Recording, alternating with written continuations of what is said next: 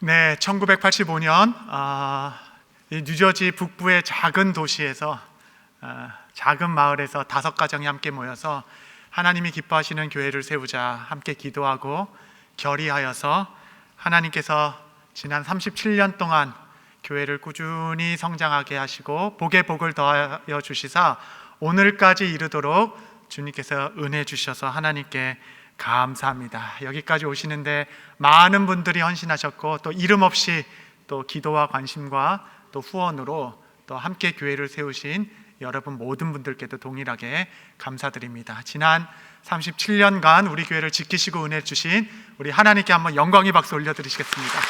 감사합니다.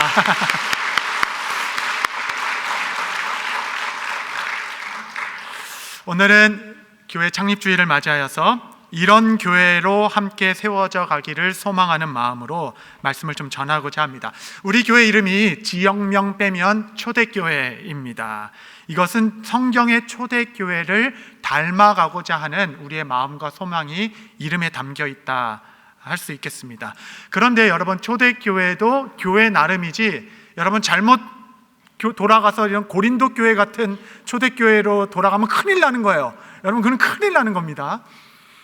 이 초대교회라는 말씀 안에는 주님의 마음 가운데 있는 그 초대교회, 성경에 나와 있는 그 교회, 그 초대교회, 주님의 마음에 흡족하여 기쁨이 되는 그 초대교회를 우리가 닮아가고자 하는 겁니다. 그 교회는 사도행전 11장에 나오는 안디옥 교회입니다.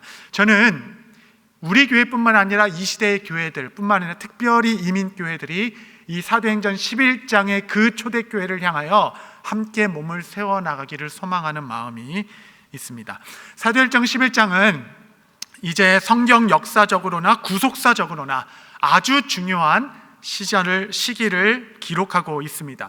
마침내 유대인 안에만 갇혀있던 복음이 헬라인에게로, 이방인에게로 전파되었고 마침내 이방인들의 첫 번째 교회인 안디옥 교회가 그곳에서 개척하게 되었습니다. 사도행전은 크게 두 부분으로 나뉘어요. 1장부터 12장, 13장부터 28장 이렇게 크게 두 부분으로 나뉘는데 1장부터 12장의 중심 교회는 예루살렘 교회였습니다. 그 교회가 중심이었으나 본격적으로 복음이 땅끝까지 전해지는 데 쓰임받는 전초기주와 같은 쓰임받은 교회는 안디옥 교회였습니다. 하나님께서 정말 이 복음을 온 땅에 편만하게 하겠다라는 큰 꿈을 꾸시고 새 은혜를 담기 위하여 새 부대를 준비하셨는데 그것이 바로 안디옥 교회였죠.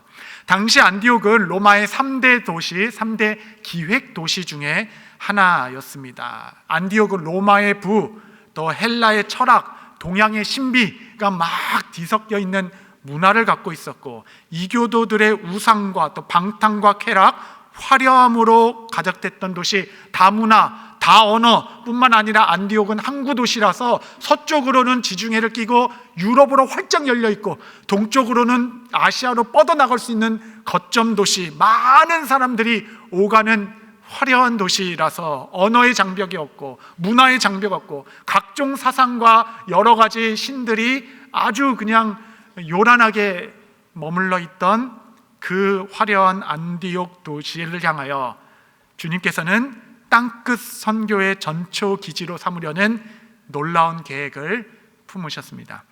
안디옥 교회는 누가 뭘 이렇게 계획하거나 준비했거나 무슨 계시를 받아서 시작한 교회가 아닙니다.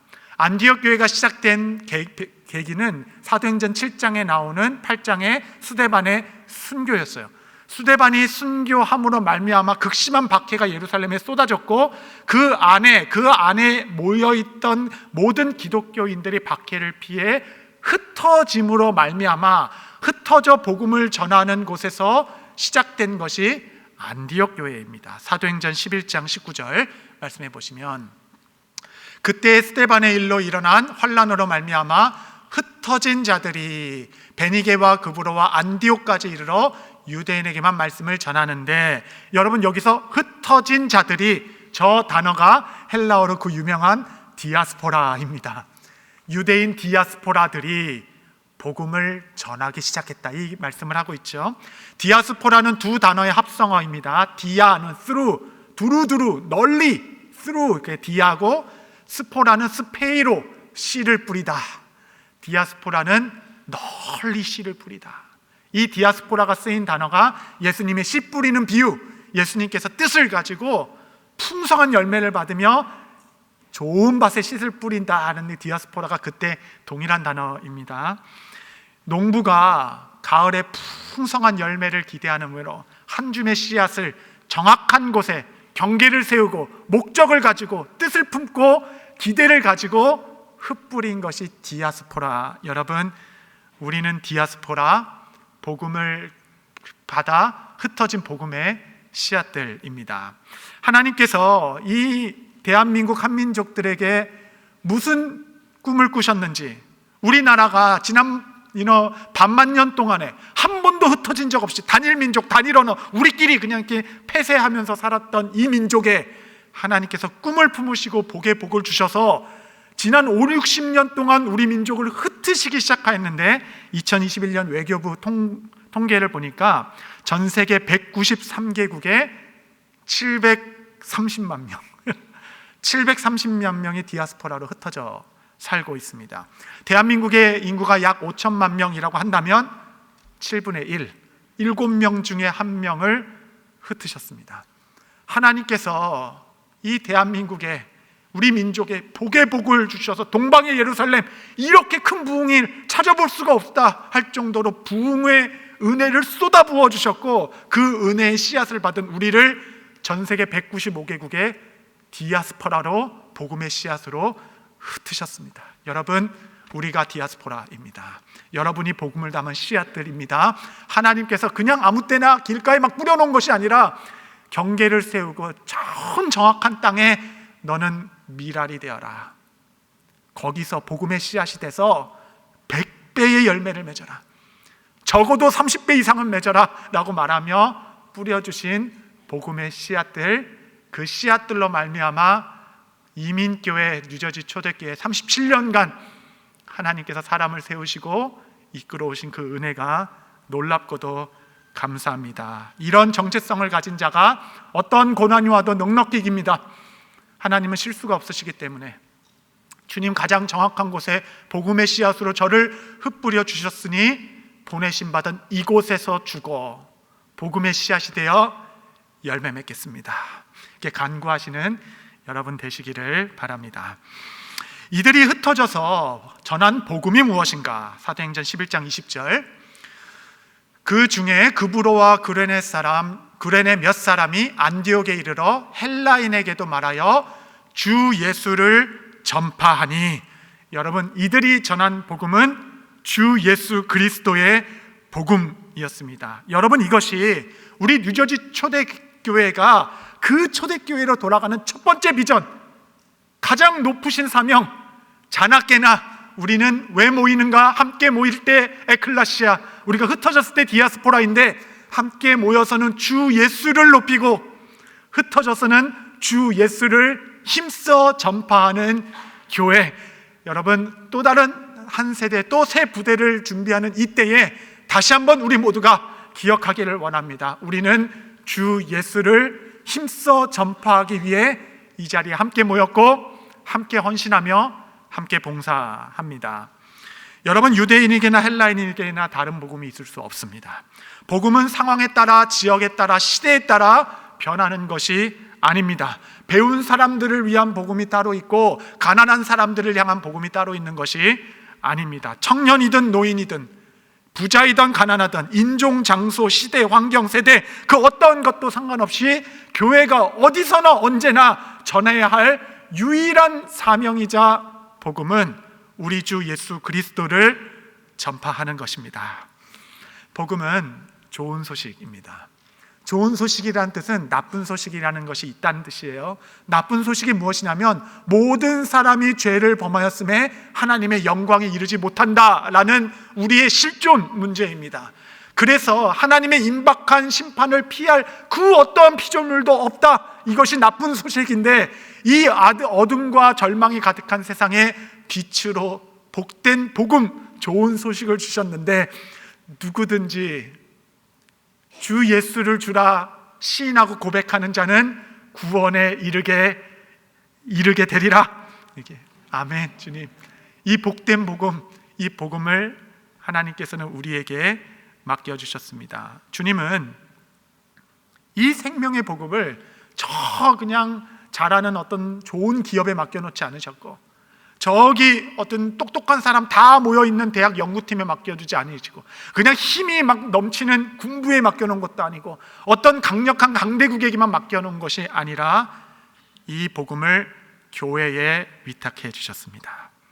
우리는 사명 있는 공동체입니다. 교회는 이 부르심에 반응하는 자들입니다.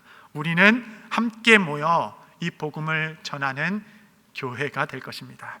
교회는 사람이 세우는 것이 아닙니다. 한 번도 사람이 교회를 세워본 적이 없습니다. 안디옥 교회 역시 누구나 계획한 거나 또 기획한 것도 아니었습니다. 교회가 복음을 지키는 것이 아니라 복음이 전파되는 곳에 교회가 세워져 왔습니다. 복음이 교회를 지켜왔습니다. 다시 한번 37주년을 맞이하고 또 새 부대를 준비하는 이때에 사나 죽으나 그리스도께서 내 몸에서 존귀케 되기를 원하노라, 이렇게 고백했던 사도 바울의 기도가 오늘 우리 뉴저지 초대교회의 기도가 되기를 바랍니다. 두 번째, 이 흩어진 디아스포라들이 열심히 복음을 전하기 시작했는데 안디옥에서 부흥이 일어났습니다. 수많은 사람들이 교회로 모이기 시작한 거예요. 그 소문을 예루살렘 교회가 듣고 저 부흥이 정말 올바른 것인가 한번 조사를 해보자 라고 보낸 사람이 바나바였습니다. 바나바가 안디옥에 와서 보니 정말 주님의 은혜로 충만한 겁니다. 은혜로 충만하여서 막 기쁨이 넘치는 것을 확인하여 바나바가 그 안디옥 교회를 품은 목회자로 사역을 하게 됩니다. 여러분, 이방인에 태어난 첫 번째 교회, 하나님께서 말씀하신 그 초대교회, 그 교회로 돌아가라. 그 교회를 품고 성장시킨 일꾼은, 지도자는 바나바였습니다. 저는 이 시대의 교회 우리 모두에게 바나바의 리더십과 영성이 있어야 한다라고 믿습니다. 사도행전 후반부는 바울의 역사라고 봐도 되죠. 바울이 힘차게 행전을 적으는 역사인데, 이 바울이 그렇게 사도로서, 이 교회 개척자로서, 말씀 전하는 자로서 설 수 있도록 그의 울타리가 되어주고 그의 보증자가 되어주고 권위자가 되어준 자가 바나바였습니다. 사도 바울이 사울일 때 다메섹에서 예수님을 딱 만나서 변화받고 하나님을 위해서 이제 쓰임받고 싶다라고 막 복음을 전하며 예루살렘 교회를 찾아갔어요.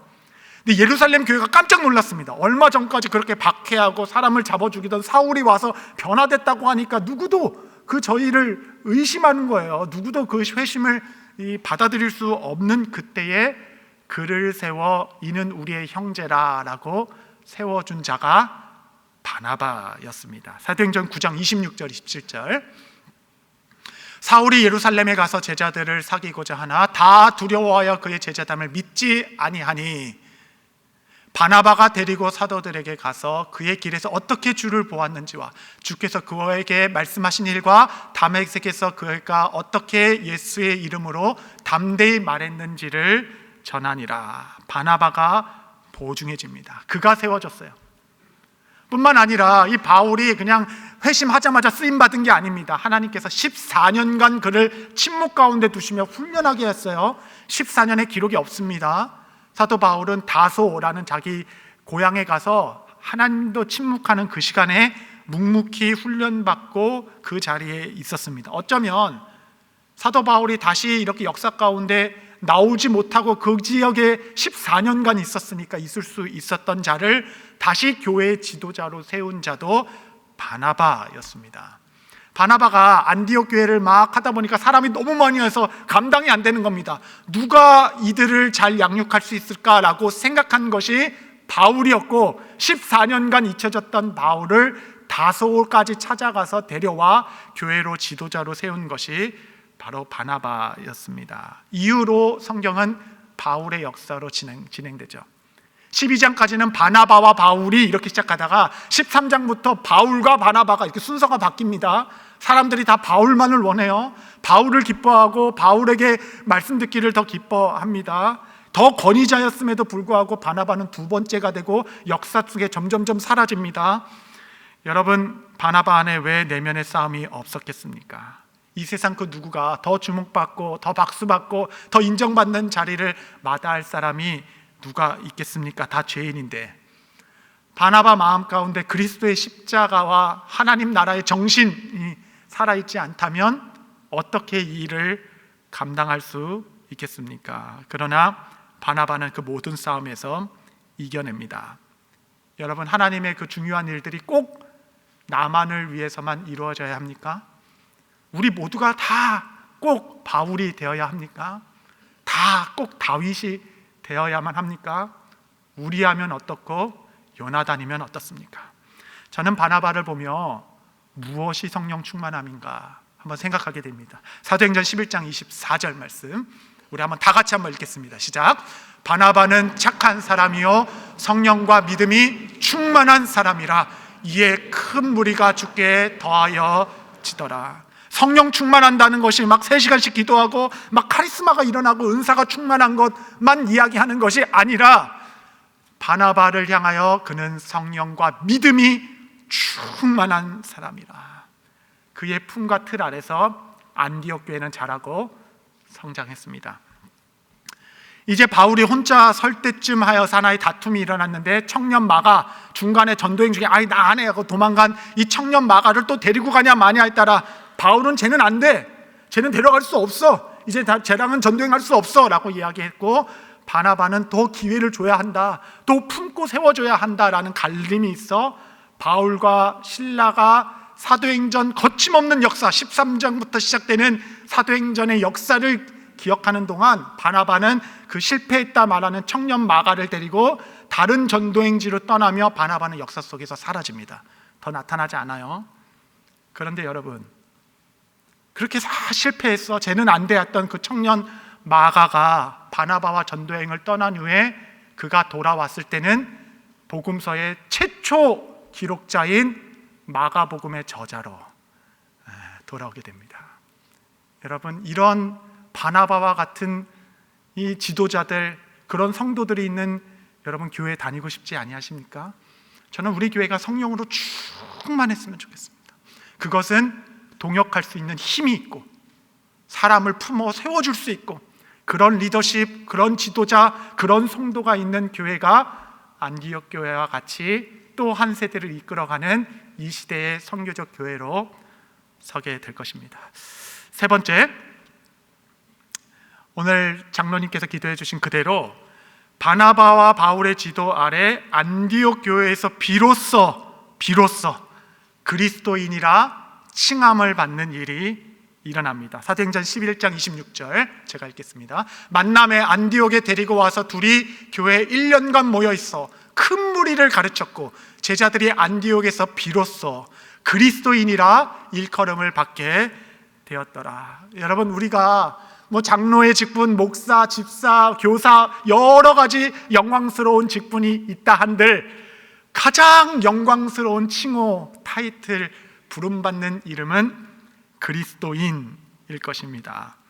이거는 그들이 만들어서 퍼뜨린 이야기가 아니라 안디옥에 있는 성읍의 사람들이 이 교회 다니는 사람들을 보면서 야, 저 사람들은 예수 믿는 사람들이야, 예수님을 쫓는 사람들이야, 저 사람은 예수 믿는 제자들이야 하여 그리스도인이라는 칭호를 붙여줘 부르게 된 별칭입니다. 그들을 보면서 아, 예수 믿는 사람들은 저렇게 사는 거구나. 100년에 한 번씩 온다 하는 인류의 대재앙이었던 팬데믹이 이제는 지나가며 이제 함께 지내가는 시대를 맞이하고 있는 것 같습니다. 지난 2, 3년 팬데믹을 좀 돌아보면서 생각하게 되는 거예요. 어쩌면 100년에 한 번 있을까 말까 한 교회가 교회다움이 무엇인지, 그리스도인은 어떻게 무엇을 위해 살아가는 것인지 보여줄 수 있는 절호의 기회였지 않을까 생각하게 되는 거예요. 정말 100년에 한 번 모두가 두려움과 죽음의 이 공포가 가득할 때 아, 크리스찬들은 저렇게 사는 거구나, 아, 교회는 저렇게 존재하는 이유가 저거이구나, 어쩌면 교회가 가장 교회담을 보여줄 수 있는 100년에 한 번 오는 절호의 기회일 수도 있는데 저는 뉴제초대교회가 어떻게 보내는지 잘 모릅니다. 근데 교회들이 준비되어 있지 않아서, 우리가 그리스도인으로서 이 땅에 사는 것이 무엇인지 갖추어져 있지 못해서 그냥 오매불망 영상 잘 돼야 된다, 영상 예배, 인터넷, 거기에 다 중요하죠. 저 너무 중요하다고 생각해요. 거기에 진액을 다 쏟아내면서 정작 정말 그리스도인으로서 모든 사람이 죽어가고 아파하는 이때에 무엇을 해야 되는지 알지 못했고 준비되지 못했던 시간이 있는 것은 아닌가, 저는 그렇게 생각하게 됩니다. 이보다 더 좋은 기회가 어디 있겠습니까? 영혼을 사랑한다는 것이 저거구나, 정말 영생을 믿는 자들의 삶이 저거구나. 제가 이제 LA에서 목회하던 교회에 코로나가 이제 기승을 부리던 때가 있었습니다. 이제 기승을 부렸던 그 초기 때는 아니고 이제 그러니까 조심스럽게 이제 사회생활을 시작해 보자, 그런 시즌을 우리가 다 지내오지 않았습니까?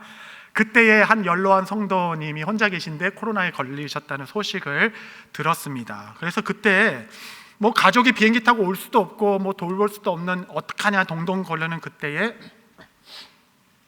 한 성도님께서 그 집에 찾아가서 그분 차에 그 분을 태우고, 여러분 그때만 해도 한 차에 같이 타면 죽는 줄 알았어요. 그랬잖아요. 우리 정말 같이 타면 죽는 줄 알았잖아요. 그분을 태우고 병원에 가서 진료를 받게 해주셨고, 또 장을 봐서 일주일 동안 먹을 수 있도록 다 준비해드리고 돌아왔다는 것을 제가 늦게 알았습니다. 늦게 알아서 그분께 전화 드려서 어떻게 그렇게 하셨어요? 하니까 그분이 몸은 좀 어떠세요? 제가 물어보니까 저는 괜찮습니다 했는데 목이 갔어요. 이미 이미 목이 갔어. 그러니까 지금 왔다 가는 중인 것 같아요. 목이 너무 낮아서 목사님 괜찮습니다 하는데 제 마음에 그리스도인이시다. 그리스도인. 저는 그때도 담임 목사였기 때문에 제가 코로나 걸리면 큰일 나는 줄 알았어요. 교회 무너지는 줄 알았습니다. 얼마나 제 자신을 꽁꽁 싸맸는지 몰라요. 정말 그리스도인의 모습이 그런 거구나, 제가 좀 보고 배울 수 있는 시간이 있었습니다. 여러분, 어떤 분이 이렇게 말씀하시더라고요. 우리는 힘써 예수님의 사랑을 전해야 합니다. 얼마나 좋습니까? 우리는 힘써 예수님의 사랑을 전해야 합니다. 그리고 때로는 가끔씩은 말로도 전해야 합니다. 힘써 그리스도의 사랑을 삶으로 전하는 것이 이제는 훈련되고 준비되어서 그리스도인은 저렇게 사는 거구나, 저분이 그리스도인이야, 이렇게 부름받는 은혜가 그런 성도들이 많은 교회, 그런 거룩한 하나님의 성도로 서가는 복된 교회 될 수 있게 되기를 바랍니다. 네 번째로 안디옥 교회가 함께 모여서 했던 일을 보십시오. 사도행전 11장 28절부터 30절 말씀을 한번 보도록 하겠습니다. 그 중에 아가보라는 한 사람이 일어나 성령으로 말하되 천하에 큰 흉년이 들리라 하더니 글라우디오 때에 그렇게 되니라. 29절 제자들이 각각 그 힘대로 유다에 사는 형제들에게 부조를 보내기로 작정하고, 여러분 안디옥 교회가 모여서 어떻게 예배드렸다, 어떻게 기도했다, 어떻게 제자훈련했다 기록 하나도 없어요. 하나도 없습니다. 이들이 모여서 어떻게 구제했다, 어떻게 힘든 교회를 도왔다. 여러분 개척된 첫 번째 교회는 오히려 모교회인 예루살렘에 어려움이 있다고 하니까 그들의 헌금을 모아서 부조하고 구제하고 가난한 자들을 섬기는 일에 힘을 다했습니다. 여러분 성경에서 구제 있잖아요. 구제. 내가 가진 것을 나눠주고 가난한 자를 위해서 흘려보내는 것은, 이것은 선행이 아닙니다. 이것은 도덕적 기준으로 말씀하신 것이 아니라 성경이 말하는 구제는 선행의 문제가 아니라 여러분 공의의 문제입니다. 정의의 문제예요. 여러분 우리가 소돔과 고모라 얘기할 때마다 얼마나 성적으로 그게 타락해가지고 하늘의 유황불의 심판을 받았냐라고 그의 성적인 죄악만 집중하기 쉬우나 성경에 기록하고 있습니다. 소돔이 왜 심판을 받았는지. 에스겔서 16장 49절 말씀 같이 한번 읽도록 하겠습니다. 시작. 내 아우 소돔의 죄악은 이러하니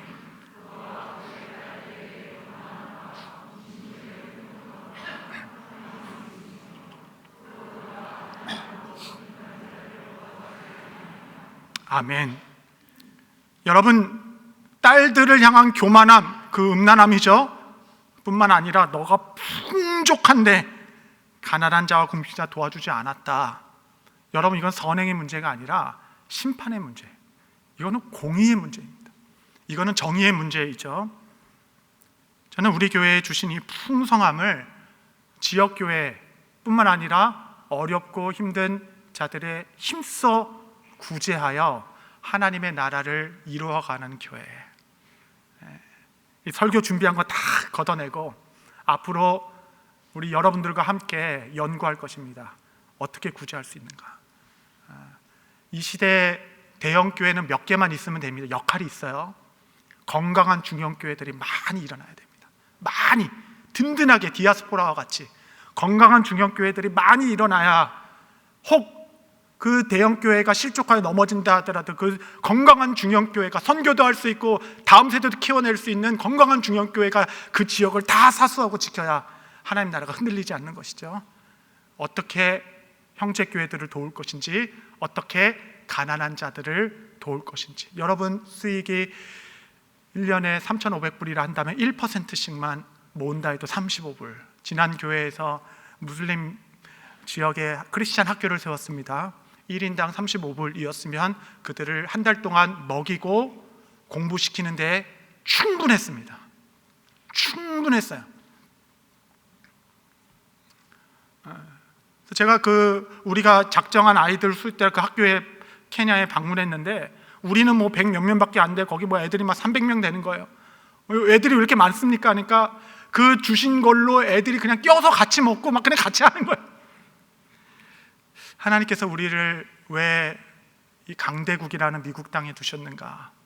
여러분, 우리가 마음을 모아 하나님의 나라를 위하여 힘써 구제하고 힘써 지원하고 힘써 세워주는 공동체로 서가는 또 하나의 세대를 우리가 맞이하기를 원합니다.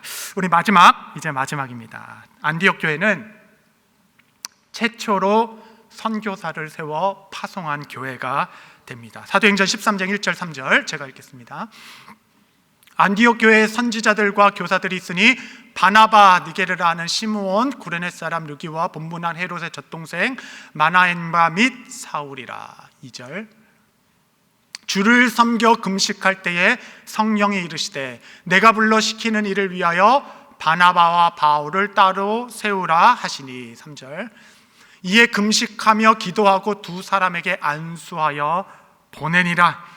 여러분, 이 두 사람 바나바와 바울을 세워 파송한 것으로 1차, 2차, 3차 전도여행이 시작되고 마침내 복음의 거침없는 이 성령의 행전의 시작이 안디옥 교회를 선교 기지로 삼아 하나님께서 열방의 복음의 통로로 그 교회를 사용해 주셨습니다. 여러분, 안디옥 교회에 막 부흥하고 있었잖아요. 교회가 잘 되고 있었잖아요. 생각해 보십시오. 사도 바울이 말씀을 가르칩니다. 신구약을 정통한 그 높은 지혜로, 성경 말씀을 기록할 만큼의 그 영감과 충만함으로 말씀을 풀어줄 때 성도들이 아멘!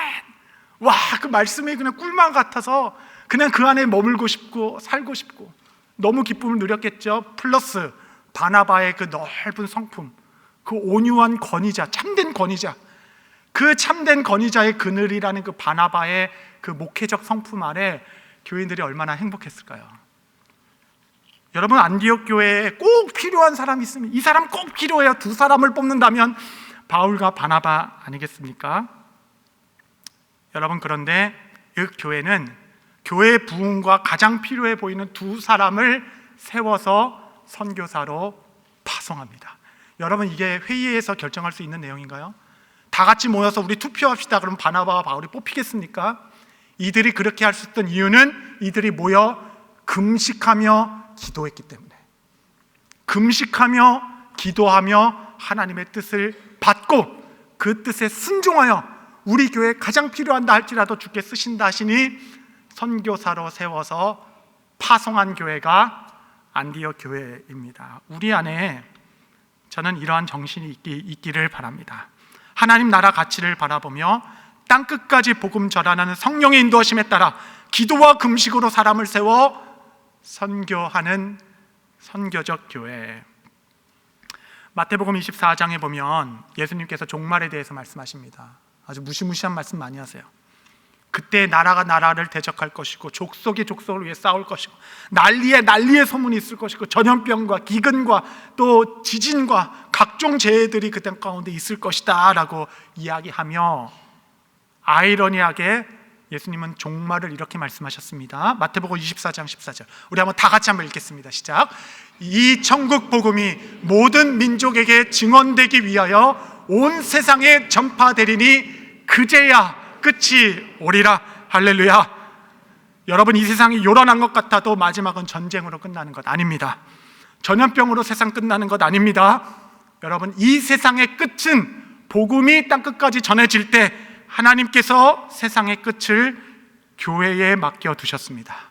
우리는 이 부름을 받은 공동체입니다. 모든 민족과 백성과 방언에서 이 천국 복음이 끝까지 전파되는 이 사명을 우리 가운데 맡기시며 세상의 끝을 교회에 부탁하셨습니다. 끊임없이 복음을 위하여 선교사를 파송하고 팀을 파송하고 우리 자원들을 흘려보내서, 여러분, 이 시대의 안디옥이라고 얘기할 수 있는 미국 땅, 이 동부 땅에서 여러분 이 모든 언어를 넘고 문화를 넘고 많은 사람들이 모는 흩어진 디아스포라 안디옥 교회로 새 부대를 삼아 땅끝 복음의 꿈을 꾸셨던 주님께서 37년간 뉴저지 초대교회를 지키신 그 은혜 그대로 이제 우리에게 새 부대를 주셔서 주 예수를 힘차게 전하고, 바나바와 같이 내가 1번 해야 되겠다 하는 거 아니고 사람을 끊임없이 품어서 세워주며 힘써 모여 구제하고 저 사람은 그리스도인이야 말씀을 들으며 힘써 복음에 참여하는 교회가 되어, 여러분, 저는 우리 자녀들이 더 기대가 됩니다. 생각해 보세요. 우리 자녀들이 1.5세 2세들 아닙니까? 이 모두 다 한어권, 문어권, 한국어권, 문어권, 이 외국어, 문어권, 이 두 사세에 끼어가지고 양쪽 문화를, 정체성을 찾고 있는 것이 우리 자녀들인데, 생각해 보십시오. 아브라함도 그랬고 요셉도 그랬고 다니엘, 느헤미야, 에스더, 에스라, 바울까지도. 아브라함은 가나안 사람이 아니었는데 가나안으로 옮겨주셨고, 요셉은 가나안 태어났는데 애굽으로 옮기셨고, 다니엘은 가나안 사람이었는데 바벨론을 옮기셨고, 여러분, 바울도 헬라 다소에 태어난 사람인데 유대인의 1.5세 정체성을 가진 자들을 통하여 하나님의 나라를 이루어오신 것이 성경의 역사인데, 우리 자녀들이 이곳에서 자라고 언어를 넘고 문화를 넘어 하나님께서 쓰이는 좋은 그릇들로 쓰임받을 수 있도록 우리 자녀들에게 열방을 더 보여주고 더 훈련시키고 더 자라게 하여서 우리를 이 땅에 심으신 하나님의 그 뜻, 너는 이 땅에서 미랄이 되어라, 우리 자녀들을 통하여 더 선교의 뜻을 품을 수 있게 되도록 제가 그 일을 하려고 왔습니다. 여러분, 우리가 함께 마음을 모아 하나님의 나라 함께 세워가는 복된 주님의 교회 되시기를 축복합니다. 기도하시겠습니다.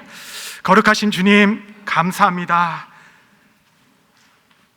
지난 37년간 주신 하나님의 은혜에 감사하며 이제 새 시대를 바라보며 새 부대를 준비하여 주의 복음을 위한 주 예수를 힘써 전하는 교회로 거듭나기를 소망하오니, 흩어져 예배드리는 모든 성도가 참 그리스도인이 되어 하나님께 영광 돌리는 복된 교회 되게 하여 주옵소서.